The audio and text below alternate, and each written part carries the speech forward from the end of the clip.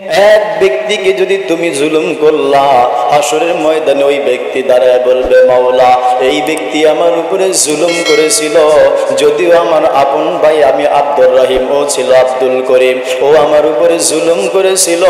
আয় আল্লাহ, আপনি তো আজকে ইনসাফের পাল্লা কায়েম করবেন, আমার ইনসাফের বিচার করে দেন, এরপর তো আমার ভাইকে জান্নাতে যাইতে দিব।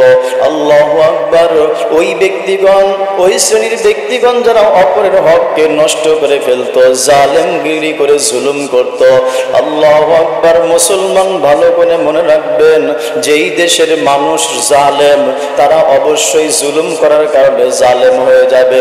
যেই ঘরের মানুষ জালেম, সে জুলুম করার কারণে সে জালেমের খাতায় নাম উঠে যাবে। জালেম শুধু ফেরাউন করে নাই, জালেম শুধু নমরুদ করেন নাই, জুলুম শুধু এই হাসিনা ওই হাসিনা, ওই সিনা ওই লেদা ওই সে অমুক চমুক করে নাই। আল্লাহর কসম, ইসলাম হলো এমন একটি ধর্ম, ইসলাম হলো এমন একটি জীবন ব্যবস্থা, যেই ব্যক্তি জুলুম করবে, ইসলাম বলে দল দেখবো না, আমি আল্লাহ বংশ দেখবো না, আমি কোন গোত্রের মানুষকে, ধনী কে গরিবকে, কালোকে খাটোকে লম্বাকে সুন্দর গরিব দেখবো না, যে জুলুম করবে আমি আল্লাহ পাকের কাছে ওই ব্যক্তি, ওই দেশের মানুষ, গোত্রের মানুষ, দলের মানুষ, আমি আল্লাহর কাছে জালেম বলে বিবেচিত হবে। তুমি যখন মায়ের পেট থেকে ভূমিষ্ঠ হয়েছো, তোমাকে আমি আল্লাহ সতর্ক করলাম, তাকায় দেখো এখন তোমার মুখের মধ্যে দাঁত ভরা, কিন্তু যখন জন্ম হয়েছো তখন মুখের মধ্যে দাঁত ছিল না। আমি আল্লাহ দাঁতগুলোকে সংরক্ষণ করার জন্য উপর দিয়ে একটা কুদরতি লেপ দিয়ে দিলাম, গাল নামক চাপড়া দিয়ে দিলাম। এই চাপ্পলটা ধরা, এই চাপ্পল ধরা তোমার গালটাকে সংরক্ষণ করবা। আমি আল্লাহ তোমাকে মাথার মধ্যে মগজ দিলাম, এই মগজটাকে সংরক্ষণ করার জন্য একটা আলাদা কুদরতি ভাবে হাড্ডি দিয়ে একটা প্রলেপ দিয়ে দিলাম, আবার উপর দিয়ে চামড়া দিয়ে দিলাম, চামড়ার উপরে আবার চুল দিয়ে দিলাম।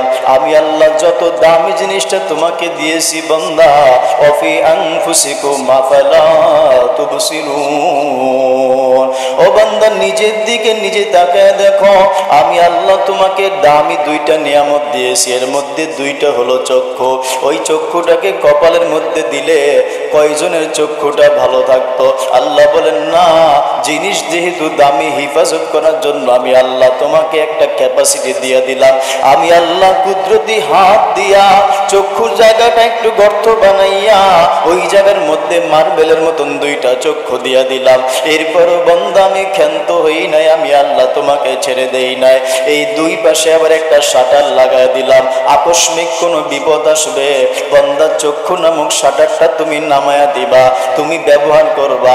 এই চক্ষু দ্বারা হিফাজত যিনি করবেন, ওই তিনি হলেন কে? আল্লাহ। আল্লাহ বলেন যত দামি জিনিস তোমাকে দিয়েছি আমি আল্লাহ হিফাজত করার জন্য ব্যবস্থা করে দিলাম। ও বান্দা মনে রাখবা, জান্নাতে যেতে হলে, জাহান্নাম থেকে নিষ্কৃতি পেতে হলে তুমি নামাজের আমল, কোরআন তেলাওয়াতের আমল, দান সদকার আমল, যত আমল আছে যেই পাত্রের মধ্যে রাখবা, খবরদার আল্লাহ এবং আল্লাহর রাসূল বলেন, পীর মাশায়েখ বুজুর্গান আলেম বলেন, কোরআন বলেন, তাফসীর বলেন, সব শ্রেণীর ব্যক্তিগুলো বস্তুগুলো কেমন যেন বোঝায়। ও মুসলমান খবরদার, যেই পাত্রের মধ্যে তোমার আমলটা জমা রাখতেছো, ওই পাত্রটা খবরদার কারো উপরে জুলুম করে ছিদ্র করে ফেলো না। এমন কোন বন্ধ ব্যবস্থা বাকি রাখি নাই, তোমার জন্য আমলের দরওয়াজা কখনো বন্ধ ছিল না। তুমি যদি না পাকাইও থাকতা, তুমি কোরআন শরীফ পড়তে পারতা না, গোসল যদি ফরজ হয় কোরআন তেলাওয়াত করতে পারতা না, নামাজ পড়তে পারতা না, কিন্তু মুখ দিয়ে যদি বলতা আল্লাহ আল্লাহ আল্লাহ লা ইলাহা ইল্লাল্লাহ আস্তাগফিরুল্লাহ, দুরূদ পড়তা, ইস্তিগফার করতা, আমলনামায় সওয়াব হবে না? হবে। আল্লাহ বলেন তোমার আমি সব রাস্তা তো খুলে রাখলাম, কিন্তু বান্দা মনে রাখবা, ও বান্দা শোনো, ইবাদি ইবাদি ইবাদি, ও আমার বান্দা, ও আমার বান্দা, আমার বান্দা, আমার বান্দা, খবরদার খবরদার খবরদার, আমি আল্লাহ জুলুমকে পছন্দ করি না, বিদায় জালেমকেও পছন্দ করি না।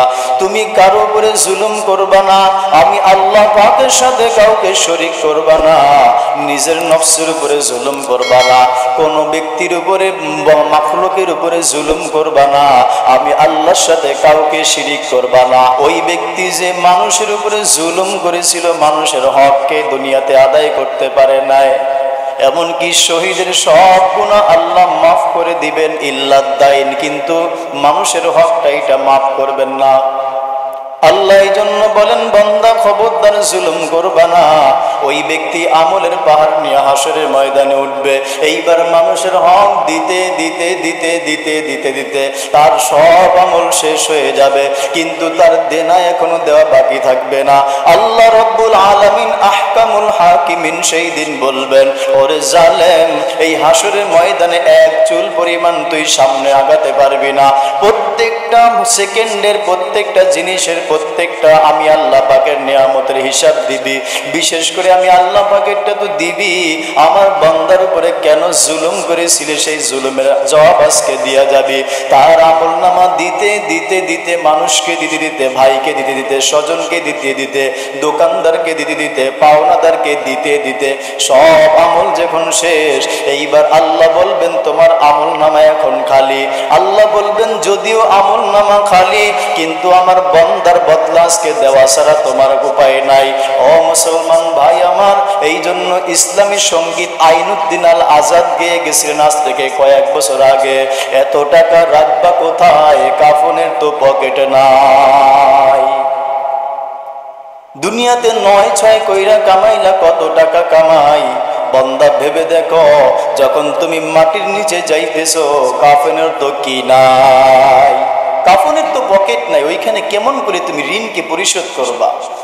আল্লাহর রাসূল সাল্লাল্লাহু আলাইহি ওয়াসাল্লাম বলেন, শোনো তাহলে, যখন মানুষের ঋণ দিতে দিতে দিতে তার আমলনামার ঝোলাটা খালি হয়ে যাবে, এইবার আল্লাহ বলবেন, শোনো, যেই তোমার কাছে দুনিয়ার মধ্যে জুলুম করেছিলা, এখন তোমার পরিশোধ করার ব্যবস্থা নাই, তুমি ঋণ পাইতা, ঋণ তুমি আদায় করতা না, কিন্তু পাওনাটা নিয়ে নিতা, দেনাটা আদায় করতা না। এইবার যখন তোমার আমলের ঝোলাটা খালি, মনোযোগ দিয়ে শুনে নেন, এইবার আল্লাহ বলবেন, যে তোমার কাছে পাইতো সমপরিমাণ গুনাহ এখন তুমি হাসরের ময়দানে কাঁধে নিয়ে নাও। নাউজুবিল্লাহ। যেই পরিমাণ গুনাহ এই অর্থের বিনিময়, জমিনের বিনিময়, জুলুমের বিনিময়, এখন তো আমল নামায় আমল নাই, কি দিয়ে পরিশোধ করবে? আল্লাহ বলবেন, এখন তার গুনাহ তুমি কাঁধে নাও। এখন যেই পরিমাণ এরকম তার কাছে পাওনাদার ছিল, সব পাওনাদাররা যখন তার আমল নামা থেকে নিতে নিতে আমল শেষ, এইবার পাওনাদাররা আল্লাহ বলবেন, ইনসাফের বিচার তো কায়েম করব। এইবার শোনো, তার ওই এক ব্যক্তির আমল নামা যে জুলুম করেছিল, সমস্ত পাওনাদারগুলো তোমাদের গুনার ভারগুলো এখন তার কাঁধে দিয়ে দাও। নাউজুবিল্লাহ মিন যালিক। আল্লাহর রাসূল বলেন, এই যে দেখো, এই ব্যক্তিটা হইল সবচেয়ে অসহায়।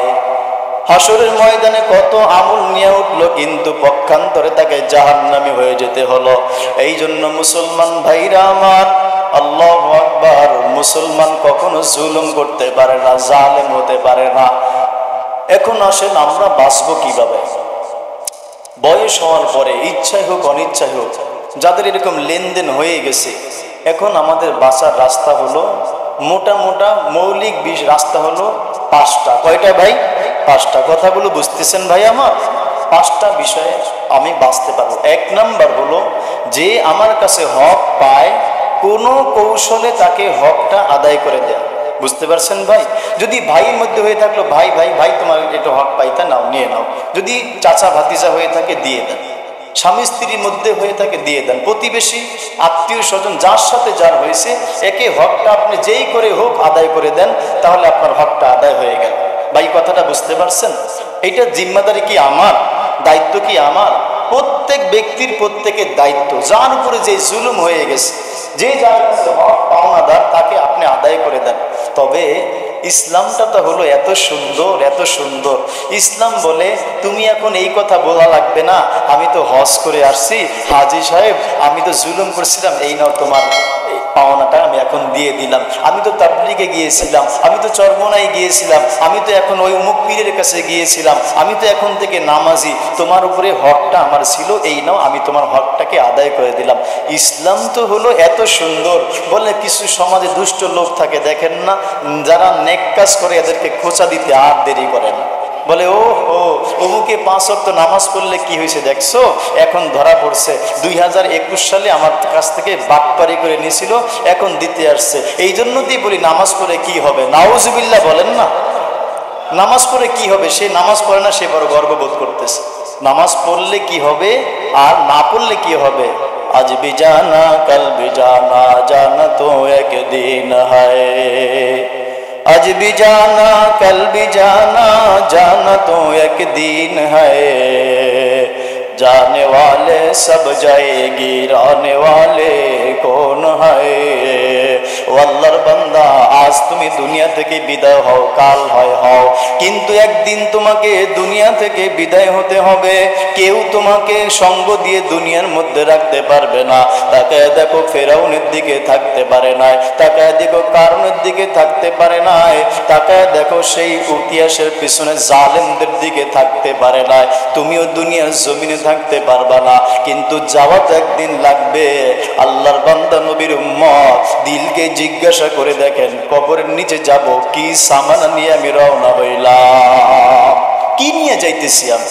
যাই হোক, এখন ওই আপনি বলবেন ভাই আপনার জন্য এটা আমি হাদিয়া দিলাম, সুবহানাল্লাহ। কি বলবেন, কি বলবেন ভাই, হাদিয়া বলবেন, এটা আপনি আমার কাছে পাওনা ছিলেন, আপনাকে এই কথা যদি বলতে পারেন বললেন। কিন্তু যদি লোক লজ্জায়, চক্ষু লজ্জায় সে আমাকে কিছু বলবে, এই জন্য যদি এমন সিচুয়েশন দাঁড়ায়, পরিস্থিতি দাঁড়ায়, তখন আপনি তাকে হাদিয়া বলে দিয়ে দিবেন। চাই সে যেই হোক, আত্মীয় স্বজন হোক, অপর মানুষ হোক, সে আপনার কাছে হকটা পেত, এই হকটা আপনি কি বলে দিবেন ভাই, হাদিয়া বলে দিলেও আপনার হক আদায় হয়ে যাবে। সুবহানাল্লাহ। এক নাম্বার, যে করি হোক তার হকটাকে আদায় করে দেয়া লাগবে। তার কাছে বলেন, ভাই আপনি আমার কাছে, কিংবা আপনার বাবা ওই সন্তানকে বলেন, এক কথায় পাওনাদারকে বলেন, আপনি পাইতেন কিন্তু আমি এটা এখন আদায় করতে পারতেছি না। এই ধরেন আপনি তো 10,000 টাকা পাবেন, আমি আপনাকে 500 টাকা দিলাম, 1000 টাকা দিলাম, আমি ইনশাল্লাহ সব দেওয়ার জন্য চেষ্টা করতেছি, আপনি আমাকে ক্ষমা করে দেন ইনশাল্লাহ।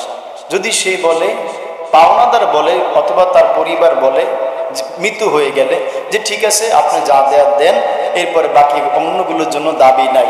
এই মুহূর্তে এমন সিচুয়েশনে, পরিস্থিতি যদি আপনার মৃত্যু হয়ে যায়, ওই যে বলছে আমার কোনো দাবি নাই, তাহলে ওই ঋণ থেকে ওই ব্যক্তি মুক্ত হয়ে যাবে। সুবহানাল্লাহ। 3 নাম্বার হলো ওই ব্যক্তি নাই। এখন অনেকে মনে করে, আমি তো নামাজি মানুষ, কোরআন তেলাওয়াত করি, সব কিছু করি, কত কিছু আমল করি, এতক্ষণ যা বললাম বুঝে থাকলে বলেন, যদি বান্দার হক আদায় না করে এই আমলগুলো হাসরের ময়দানে টিকবে, থাকবে? আল্লাহ রসুল এইটাই বলছে। 3 নাম্বার হলো ওই ব্যক্তির আত্মীয় স্বজন যারা, পরিবারের ফ্যামিলি যারা আছে, ওই ব্যক্তির যদি দূরে চলে যায়, খোঁজ খবর না থাকে, অথবা মারা যায়, তার ফ্যামিলিকে আপনি দিয়ে দিবেন, তাহলে আপনার হকটা কি হয়ে যাবে, আদায় হয়ে যাবে। 4 নাম্বার হলো ব্যক্তিও নাই, ফ্যামিলিও নেই, এখন কি করব, আল্লাহ। 4 নাম্বার হলো আপনি চেষ্টা করতে থাকবেন, সমপরিমাণ অর্থ জমিয়ে তাকে খুঁজতে থাকবেন, তালাশ করতে থাকবেন। যদি জিন্দিগির কোনো একটা সময় পেয়ে যান, তার হকটা আদায় করে দিলেন। আর নয়তো পরিবারকে ওসিয়ত করবেন, এই শোনো, আমি এই টাকাটা অমুক ব্যক্তির জন্য রাখছি, আমার যদি আল্লাহ না চায়, আল্লাহ করুক, যদি মৃত্যু হয়ে যায়, তুমি তার নামে সাদকা করে দিবা। ভাই কথাটা বুঝছেন? ভাই বলতেছি, আপনার নামাজটা যেন হাসরের ময়দানে থাকে, এই জন্য আপনার তেলাওয়াতের সওয়াবটা যেন হাসরের ময়দানে থাকে, এই জন্য আপনার আমল নামাটা যেন থাকে, আমি বলতেছি এই জন্য। কেননা এই মিম্বরে একটা জিম্মাদারি আছে, আমি যদি আমার মুসল্লিদেরকে সতর্ক না করলাম, কে করবে ভাই বলেন? এই জন্য শুধু বলা। 5 নাম্বার হলো, এই কোনো একটা রাস্তা আমি পাইলাম না, আমার সম্পদ মিলল না, ওই ব্যক্তিকেও পাইলাম না, পরিবারকেও পাইলাম না, তখন আপনি কি করবেন? নিজে জীবিত থাকা অবস্থায় তার নামে আস্তে আস্তে সাদকা করে দিবেন। কি করবেন ভাই? সদকা করে দিবেন। যেহেতু ব্যক্তির পরিচয় মিলতেছে না, এখন পাইতেছি না, কিন্তু হাসরের ময়দানে আমার সওয়াব তো সে নিয়ে যাবে। এই জন্য আপনি জীবিত থাকা অবস্থায় তার নামে সদকা করে দিবেন। এরপর যদি এর মধ্যে সদকা করার জন্য চেষ্টা করলেন, নিয়ত করলেন 100 ধোঁকাবাজি আবার না, যে সে আমার কাছে পাবে 1 লাখ, 1 টাকা করে ব্যাংকে রাখতেছে, এটা একটা ধোঁকাবাজি না বলেন এই জামানায় 1 টাকা করে? এই জন্য চেষ্টা করা, নিয়ত করা। এর মধ্যে যদি নিয়ত যদি খালেস সহি হয়, এই নিয়তের কারণে, চেষ্টার কারণে আল্লাহ পাক হাসরের ময়দানে আল্লাহ পাকের পক্ষ থেকে ওই ব্যক্তি ঋণকে আদায় করে দিবেন। সুবহানাল্লাহ। এই জন্য আমরা কারো উপরে জুলুম করব না। আল্লাহ রসুল সাল্লাল্লাহু আলাইহি ওয়াসাল্লাম নিজেও জুলুমকে পছন্দ করতেন না, অপরকেও জুলুম করতে দিতেন না। মুহতারাম হাজিরিন, জুলুমের কথা বলতে গেলে মাসকে মাস সময়ের প্রয়োজন। এই বছরের মধ্যে, এই আগামী বছরের মধ্যে, কয়েক বছরের মধ্যে বিশেষ করে আলেম ওলামার প্রতি যেই জুলুমের স্টিম রোলার চালানো হয়েছে, মুসলমান এগুলি বর্ণনা দিলে বিশ্বাস করতে কষ্ট হয়ে যাবে। আপনাদের বিশ্বাস করতে কষ্ট হবে।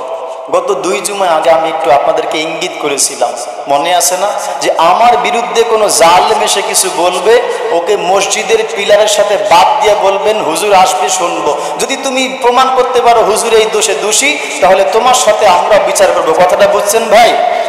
আপনারা এই ব্যাপারে সতর্ক থাকবেন। কিন্তু কোনো জালেম আমার বিরুদ্ধে এসে বলবে আর বাহির থেকে একটু আগুনের মধ্যে ফুঁক দিয়ে আগুনটাকে লাগাই দিবে, আপনারা এটা কখনো মানবেন ভাই? জালেমকে কখনো সুযোগ দেওয়া যাবে না, জালেমকে কখনো ছাড় দেওয়া যাবে না। আজকে দুঃখের সাথে বলতে হয়, আমি 2-3-4 দিন আপনাদের মাঝে ছিলাম না, কাউকে বলিও নাই। আমি জালেমের জুলুমের শিকার হয়ে একটা পরিস্থিতির মধ্যে ছিলাম, বাস এতটুকু বুঝে নেন, এতটুকু বুঝে নেন। আমাদের বাংলাদেশের প্রখ্যাত একজন আলেম জসিমউদ্দিন রহমানী, অনেক বড় দ্বীনের দায়ী, অনেক বড় এলেমওয়ালা, তার সাথে যে আচরণগুলো করা হয়েছে আমি নিজের কানে শুনছি ওনার জবান থেকে। ওনার সাথে যে আচরণ করা, বেচারা জালেমের জুলুমের শিকার হয়ে জেলখানা থেকে বের হয়েছে। কোথা থেকে ভাই? জেলখানা থেকে বের হয়েছে।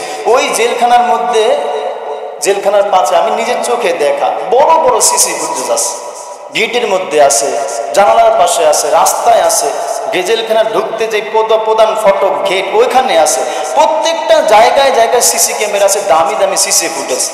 কিন্তু ওই জালেমরা প্রচার করলো জসিমউদ্দিন রহমানীকে আমরা জেলখানা থেকে মুক্তি দিছি, কে বা কারা তাকে এরকম আত্মসাৎ করে তাকে এরকম সিনায় নিয়ে গেছে। নাউজুবিল্লাহ মিন যালিক। ঘটনা কি? পরে জসিমউদ্দিন রহমানী উনি নিজে বললেন, ভাইরে শোনো, আমাকে এই কাজ কেন করা হয়েছে জানো? আমি যেন এই জালেমের জুলুমের শিকার হয়ে জাতিকে বলে না দেই, সব কিছু যেন বলে না দেই। ওদের লোকেরাই আমাকে পাশের রুমে চোখ বেঁধে নিয়ে গেছে, আর আমার ব্যাপারে বলা হয়েছে জসিমউদ্দিন রহমানীকে ছিনতাই করে নিয়ে যাওয়া হয়েছে, তাকে যেখানে পাও খরচ করার দাও। বলেন নাউজুবিল্লাহ মিন যালিক। এখন নিল কারা? তোমাদের এতগুলো সিসি ফুটেজ থাকতে, এত কিছু থাকতে একটা ব্যক্তিকে নিয়ে যায়, তোমরা এগুলি বুঝো না? জাতিকে আর কত ধোঁকা দিবা? আল্লাহ মাফ করেন। আল্লাহ এই জামানায় এখনো বুজুর্গ বেঁচে আছে, বলে আমাদের উপরে জুলুম করতে করতে করতে করতে আমাদেরকে উলঙ্গ করে উপরে রশি দিয়ে টানা রাখা হয়তো, অথচ আলেম উলঙ্গ করে লজ্জা স্থানের মধ্যে আমাদেরকে লজ্জা স্থানের মধ্যে কারেন্টের শর্ট দেওয়া হইতো। এরপর আমাদেরকে কারেন্টের শর্ট যখন সরায় ফেলা হতো, তখন আমরা বুঝতে পারতাম আমাদের শরীরের মধ্যে কি যেন একটা ঘটে গেছে। বলে আমাদেরকে চক্ষু বেঁধে নিয়ে আমাদের ব্যাগগুলোকে নিয়ে রাস্তার মধ্যে, হুজুর দেখি তো ব্যাগের মধ্যে কি?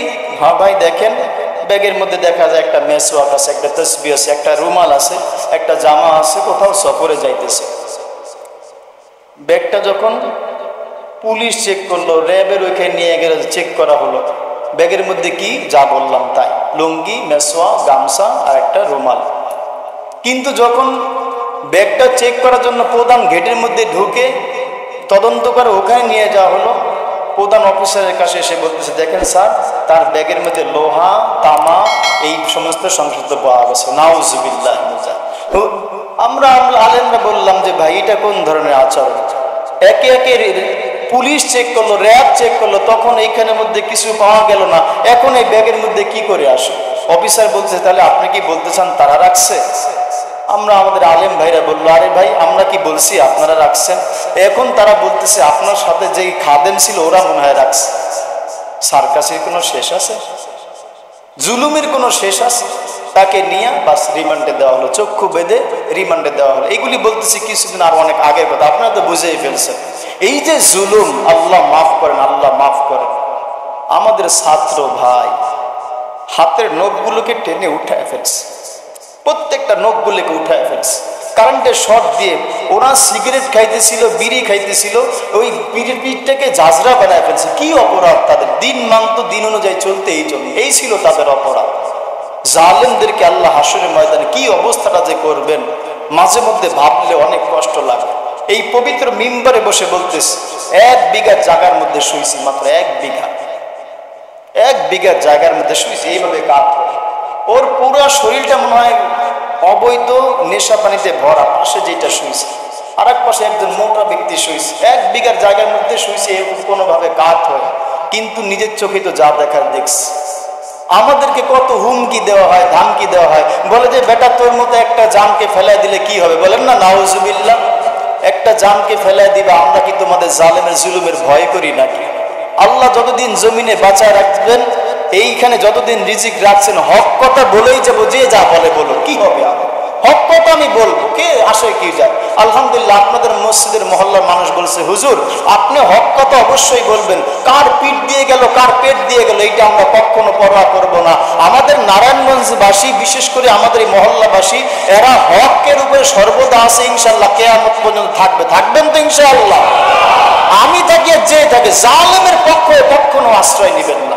যত যায় জুলুম হয়, যা হয় হোক, জালেমের পক্ষ কখনো নেবেন না। স্বয়ং আল্লাহ রাসূল সাল্লাল্লাহু আলাইহি ওয়াসাল্লাম, দোজাহানের বাদশা আল্লাহ, ওই নবী যুদ্ধের ময়দানের কাতার সোজা করতেছিলেন। যুদ্ধের ময়দানের কাতার সোজা করতেন নবী। লাঠি দিয়ে একজন সাহাবীকে খোঁচা দিয়ে বলতেছেন, তুমি ওখানে দাঁড়াও। এটা কি কোনো অপরাধ? অপরাধ। কিন্তু ওই সাহাবী একটা সুযোগ পেয়ে গেছে, বলতেছে, রাসূল আপনি আমার উপরে একদিন অবিচার করে ফেলছেন। সাহাবী বলতেছে, আল্লাহ রসুলকে। কাকে ভাই? আল্লাহ রসুল। বলে তোমার প্রতি কেমন অবিচার করা হলো? বলে আপনি একদিন আমাকে লাঠি দিয়ে খোঁচা দিছেন। আল্লাহ রসুল সাল্লাল্লাহু আলাইহি ওয়াসাল্লাম সাথে সাথে বললেন, ভাই কাছে আসো, কাছে আসো। আমি তোমার প্রতি যদি অবিচার করে থাকি, জুলুম করে থাকি, আসো এই নাও লাঠি, আমি নবীর গায়ের মধ্যে একটা খোঁচা লাগাইয়া দাও। সাহাবী বলতেছে, না গো রাসূল, আপনি যখন আমাকে খোঁচা দিয়েছেন আমার গায়ের মধ্যে তখন কাপড় ছিল না, কিন্তু আপনার গায়ের মধ্যে এখন কাপড় দেখা যায়। আল্লাহ রাসূল বলতেছেন, সাহাবী আমার শোনো, যে অবস্থার মধ্যে আমি তোমাকে খোঁচা দিয়েছিলাম, তুমি আমাকে ওই অবস্থার মধ্যে একটা খোঁচা দিয়া দাও। আল্লাহ রাসূল সাল্লাল্লাহু আলাইহি ওয়াসাল্লাম গা থেকে কাপড়টাকে সরাইয়া পিঠটাকে দিয়ে বলতেছে, আমাকে একটা খোঁচা দিয়া দাও। বাস সাহাবী তো সুযোগ পাইয়া মোহরের নবুয়তের মধ্যে একটা চুমা লাগাই দিয়ে বলতেছে, রাসূল, ওগো আল্লাহর রাসূল, কেমন করে ভাবলেন আমি আপনার গায়ের মধ্যে খোঁচা দিব? আমি তো একটা বাহানা তালাশ করতেছিলাম, মোহরের নবুয়তটা কেমন করে দেখব, আর ওইখানের মধ্যে একটা চুমা লাগাইয়া আমি আমার জীবনটাকে ধন্য মনে করব। বলার উদ্দেশ্য হলো, রাসূল বলতেছে, আমি যদি তোমার প্রতি জুলুম করে থাকি, নাও বদলা নিয়া নাও। খবরদার মুসলমান ভাই আমার, মুসলমানদের নবী আল্লাহ রাসূল এইটাই শিক্ষা দিলেন, খবরদার কারো উপরে জুলুম করবা না। এই জন্য আল্লাহ রাসূল বলেন, আল্লাহ বলেন, ইত্তাকু ইত্তাকু ইত্তাকু, বাঁচো বাঁচো, জালেমের জুলুম থেকে বাঁচো। খবরদার মাজলুম হইবা, কিন্তু কখনো জালেম হইবা না। তোমার উপরে যদি জুলুম করা হয় তুমি সহ্য করবা, আল্লাহর কসম যদি ধৈর্য ধারণ করতে পারো, আল্লাহ বলেন দুনিয়াতে ইজ্জতওয়ালা বানাবো, আমি আল্লাহ আখিরাতে ইজ্জতওয়ালা বানাবো। দুনিয়ার মধ্যে নমুনা দেখেন, যেই জালেমরা জুলুম করেছিল তাদের অবস্থান এখন কোথায়? আল্লাহর কসম, যারা জুলুম সহ্য করেছিল সেই মামুনুল হক সাহেবের এখন অবস্থানটা কোথায়? যেই মামুনুল হক সবকে এত মানুষ চিনত না, চিনত, কিন্তু জালেমের জুলুম সহ্য করার পরে শুধু বাংলাদেশ না সারা বিশ্বের মানুষ তাকে চিনে। কেন? ইন্নাল্লাহা মা'আস সাবিরিন, ধৈর্য ধারণ করেছে, জালেমের জুলুম সহ্য করেছে। আল্লাহ বলেন, বান্দা জালেমের সাথে কখনো সঙ্গ দিবা না।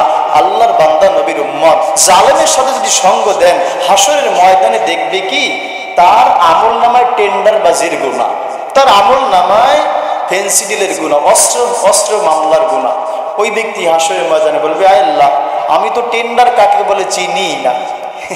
ও বলে, টেন্ডার কি, আমি তো চিনি না। জালেমের জুলুমের শিকার হয়ে যখন আমি জেলখানা গেট থেকে বের হতেছি, ফিঙ্গার দিতে হয় চোখের, ওইখানে এক ব্যক্তিকে বলতেছে, এই সিআরজি তোর এটা কিসের মামলা বল। ওই ব্যক্তি গ্রামের মানুষ, হাতে একটা বাজারের ব্যাগ, আমি নিজ চোখে দেখ। ও বলে, স্যার সিআরজি কি আমি বুঝি না। বলে, বুঝিস না, আমার চোখের সামনে একটা লাথি লাগাই দে। মুরব্বী মানুষ বলে, তুই সিআরজি কি কাকে বলে চিনিস না? না, আসলে ওই ব্যক্তি চিনে না, তাকে মিথ্যা একটা মামলা দিয়ে ঢোকানো হয়েছে। এই যে জুলুমগুলো হাসরের ময়দানে জালেমদের সাথে যারা সাই দিবে, জালেমদের যারা সাহায্য করবে, হাসরের ময়দানে এরা বলবে, আল্লাহ আমি তো এই গুনাহগুলি করি নাই। আল্লাহ বলবেন, ও তুমি তো করো নাই, কিন্তু যারা জুলুম করেছিল এদেরকে তোমরা শক্তি যোগাইতা, এদের সাথে তোমরা মাথাকে নাড়াইতা, এই জন্যই জালেমদের সাথে আজকে তোমাদেরকেও শাস্তি দেওয়া হবে। নাউজুবিল্লাহ মিন যালিক। এই পর্যন্ত ইচ্ছায় অনিচ্ছায় যদিও আমাদের কারো উপরে জুলুম হয়ে থাকে, আল্লাহ আমাদের সবাইকে সেই জালেমের জুলুম থেকে, তাদের সাথে সায় দেওয়া থেকে, সে যেই হোক না কেন, কোনো দল না, কোনো ব্যক্তি না, গোষ্ঠী না, যে যার প্রতি জুলুম করেছেন। স্বামী, আজকে যদি আপনি সত্যিকারের স্বামী হয়ে থাকেন, স্ত্রীকে জড়িয়ে ধরে বলেন, অসুবিধা কি, যে স্ত্রী তোমার প্রতি হয়তো আমার কোনো জুলুম হয়ে গেছে, তুমি আমাকে মাফ করে দিও। এতে কি ভালোবাসা কমবে না বাড়বে বলেন তো? যে চান যে আজকে থেকে আমার ভালোবাসা বাড়ুক, আজকে আমল করে নেবেন রাত্রিবেলায়, যে তোমার প্রতি হয়তো বা কোনো জুলুম হয়ে গেছে, আমাকে তুমি মাফ করে দিও। দেখবেন ওই স্ত্রীর আজকে বললে কালকের অবস্থাটা, তার কথাবার্তার ধরনটা, চলাফেরাটা কি হয়। সন্তানকে বলেন, বাবারা তোমরা আমাকে ক্ষমা করে দিও, হয়তো বা জুলুম হয়ে গেছে। আত্মীয় স্বজনকে বলেন না। আল্লাহ বলেন, আমি জালেমকে কখনো পছন্দ করি না, এদেরকে আমি উন্নতিও দান করি না। এজন্য আসেন, আমাদের যার জীবনে যত জুলুম হয়ে গেছে, সর্বপ্রথমে আল্লাহ পাকের কাছে ক্ষমা চাইব, মাফ চাইব, ইস্তেগফার করব। যদি জুলুম হয়ে যায়, পাওনাদারকে, ওই জুলুমগুলো, হকগুলো আমি খুঁজে খুঁজে সুন্দরভাবে আদায় করে দিব। মুসলমান ভাই আমার, যদি আমি জালেমদেরকে জুলুম সহ্য না করলাম, আর যদি শুধু হাই হুতাশ হয়ে গেলাম, আল্লাহ বলেন, না, এইটা তো তোমার জন্য সমীচীন না। তুমি কি করবা? আল্লাহু আকবার। আল্লাহর রাসূল বলেন, ইত্তাকু দাওয়াতুল মাজলুম। জালেমরা শুনে নাও, খবরদার, তিন ব্যক্তির দোয়া কখনো আল্লাহ পাক ফেরত দেন না। সুবহানাল্লাহ। কয় শ্রেণীর ভাই? তিন শ্রেণী। একটা হলো নেক বাদশাহ, ন্যায় পরায়ণ বাদশাহ। ওই বাদশাহ যখন হাত তুলে, আল্লাহ বলেন, এই হাতের মাঝে আমি আল্লাহর মাঝে কোনো পর্দা থাকে না। সুবহানাল্লাহ। ন্যায় পরায়ণ বাদশাহ যখন হাত তুলে, আল্লাহ বলেন কবুল। দুই নম্বরে হলো মুসাফির ব্যক্তি, যখন সে সফর করে আর দোয়া করে, সে হাত তুলে, আল্লাহ বলেন ওর দোয়া আমি আল্লাহর কাছে কবুল। সুবহানাল্লাহ। তিন নম্বর হলো মাজলুমের দোয়া। কার দোয়া ভাই? মাজলুমের দোয়া। মাজলুম কাকে বলে? সহজে চিনেন 2 সেকেন্ডে। যে জুলুম করে সে হলো জালেম। সে কি? জালেম। আর যার উপরে জুলুম করা হলো সে হলো মাজলুম। সে কি? মাজলুম। চিনলেন তো মাজলুম কাকে বলে? ওই মাজলুম যখন হাত উঠায় ঘরের মধ্যে যাইয়া, আল্লাহ আমার প্রতি জুলুম করে ফেলছে, আল্লাহ আপনি দেখে নেন, আল্লাহ আপনার কাছে বিচার দিলাম, আল্লাহ আমার কোনো শক্তি নাই, ক্ষমতা নাই, বাহাদুরি নাই, কিচ্ছু নাই, আল্লাহ আপনার কাছে বললাম। আল্লাহ বলেন, ও ফিরিস্তারা, ইরফা হিজাবিকা। এই মাজলুম ব্যক্তি আমি আল্লাহর কাছে সাহায্য চাইতেছে। যদি আমি আল্লাহ সাহায্য না করলাম, তাহলে জালেমের মধ্যে আমার মধ্যে পার্থক্য হইল কি? এর মাঝ থেকে পর্দাকে সরায় আনে। ভাইয়ের কাছে জুলুম শিকার, স্ত্রীর কাছে জুলুমের শিকার, প্রতিবেশীর কাছে জুলুমের শিকার, রাষ্ট্র দিয়ে জুলুমের শিকার। ও ফিরিস্তারা, ও যখন দোয়া করে, ওর মাঝ থেকে সব পর্দাগুলো সরায় দে। ও যা বলে আমি আল্লাহ কুদ্দুতি কানে শুনবো, প্রত্যেকটা জবাব দুনিয়া এবং আখিরাতে ওর পক্ষ হয়ে দিয়া দিব। সুবহানাল্লাহ। এই জন্য মাজলুম যখন দোয়া করে, এর মাঝে কোনো পর্দা থাকে না। একটা গাছ এইভাবে লাগানো, ভাই দেখতেছেন, এইভাবে লাগানো, এইভাবে পশ্চিম দিকে হেলে নাকি পূর্ব দিকে হেলে? পূর্ব দিকে গাছটা হেলে আছে। এখন বাতাসও আসতেছে পশ্চিম দিক থেকে। এখন সাধারণ জ্ঞান কি বলে? গাছটা হেলেও আছে পূর্ব দিকে, বাতাসও পশ্চিম দিকে, ওই দিকে আসতেছে, গাছটা কোন দিকে পড়বে? পূর্ব দিকে পড়বে না? কিন্তু দেখা গেল এই গাছটা পড়ে গেছে উল্টা দিকে। বলি এই গাছটা কেমন করে উল্টা দিকে পড়লো? আল্লাহ! আলেমের কাছে যখন গেছে, বলে আচ্ছা দেখি তো তো এই গাছটা কোথায় ছিল? বলে হুজুর এই দিকে হেলেছিল। না বাতাস মনে হয় পূর্ব, না বাতাসও পশ্চিম দিকের ছিল। এখন দেখা গেছে যে দুই ভাই, এক ভাইয়ের ঘর এই পাশে, সে একটু গরিব টাইপের মানুষ, আর এক ভাইয়ের ঘর বিল্ডিং, ওই পাশে সে একটু ক্ষমতাওয়ালা মানুষ। বড় ভাই জুলুম করছে, কিন্তু ওই ছোট ভাই টিনের ঘরে যাইয়া টিনের ছাদ দিয়ে পানি পড়তেছে, বলতেছে আল্লাহ আমার উপরে জুলুম করে ফেলছে, কি করবো মাওলা আপনি দেখে নিয়েন, বাস ওর কাজা। এইবার ওই আলেম বলতেছে শোনো, গাছ হেলেছিল এই দিকে, কিন্তু আল্লাহ পাকের রহমত ছিল তোমার গরিব ভাইয়ের দিকে। সুবহানাল্লাহ। বাতাস যদিও ছিল পশ্চিম দিকে, ফেলবে এটা পূর্ব দিকের, কিন্তু ওই যার উপরে জুলুম করা হয়েছে ওর অন্তরের যে একটা বাতাস, ও বলছে আল্লাহ আপনি দেখে নিয়েন, বলে সেই বাতাসটা উল্টা দিকে ঝড়ের গতির চাইতে বেশি আল্লাহ প্রমাণ করায় দিছে। তোমার বিল্ডিং এর উপরে ফেলাইয়া আল্লাহ পাক জালেমদেরকে শিক্ষা দিয়ে বললেন, এই জালেম আর কতদিন জুলুম করবি? যদিও গাছ ছিল এই দিকে, কিন্তু আমি আল্লাহর রহমত ছিল ওই গরিবের দিকে। যদিও গাছ ছিল ওই দিকে, বাতাস ছিল উল্টা দিকে, আল্লাহ পাকের মাজলুমের দোয়া উল্টা দিকে এসে তোর বিল্ডিং এর উপরে ফেলে তোকে ক্ষতিগ্রস্ত করে দিল। এই জন্য আমরা কখনো জুলুম করব না, জালেমের জুলুম থেকে সর্বদা আমরা বেঁচে থাকবো। আবার বলি 1 মিনিটের কথা ভাই আমার, যে যার কাছে হক পায় ওই হকগুলো আদায় করে দিব তো ইনশাআল্লাহ। আল্লাহ আমাদের প্রত্যেকের হকগুলো আদায় করে হাসরের ময়দানে যার যার আমল নিয়ে আল্লাহ পাক আমাদেরকে সুন্দরভাবে জান্নাতের অধিবাসী হয়ে জাহান্নাম থেকে নিষ্কৃতি দান করেন। আমিন। ওয়া আখির দাওয়ানা